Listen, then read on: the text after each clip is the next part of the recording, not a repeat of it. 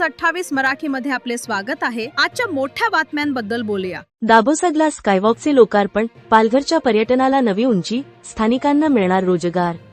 स्वातंत्र्यदिनाच्या पार्श्वभूमीवर पालघर जिल्ह्यातील प्रसिद्ध दाभोसा धबधबा येथे उभारण्यात आलेल्या आकर्षक ग्लास स्कायवॉकचे आज उत्साहात लोकार्पण करण्यात आले। वनमंत्री तथा पालघर जिल्ह्याचे पालकमंत्री गणेश नाईक यांच्या हस्ते स्कायवॉकचे उद्घाटन झाले। यामुळे देश विदेशातील पर्यटकांचा ओघ वाढून स्थानिकांना रोजगाराच्या संधी उपलब्ध होतील असा विश्वास त्यांनी व्यक्त केला। पालकमंत्री नाईक म्हणाले, पालघरला समुद्रकिनारा व डोंगराळ भाग अशी दुहेरी देणगी आहे। प्रत्येक पर्यटनस्थळ विकसित करून स्थानिकांना शाश्वत रोजगार देऊ। मुंबई अहमदाबाद कनेक्टिव्हिटी, बुलेट ट्रेनमुळे जिल्ह्याचा विकास वेगाने होईल। दाभोसा स्कायवॉक ही केवळ सुरुवात आहे।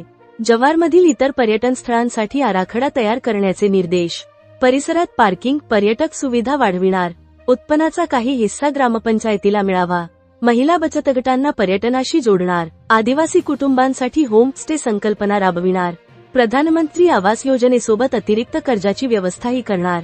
पर्यटकांची गर्दी लक्षात घेऊन सीसीटीव्ही, क्षमता नियंत्रण व गर्दी नियंत्रणावर भर।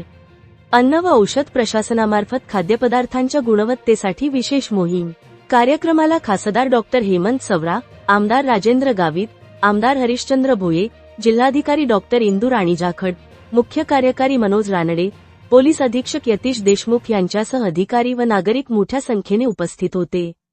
पुढील 3 वर्ष 4 महिन्यात जिल्ह्यात आमूलाग्र परिवर्तन घडवणार असल्याचा निर्धार पालकमंत्र्यांनी व्यक्त केला। वार्ताहर प्रणय प्रभाकर पाटील, iNews 28 मराठी, पालघर जिल्हा ब्युरो चीफ।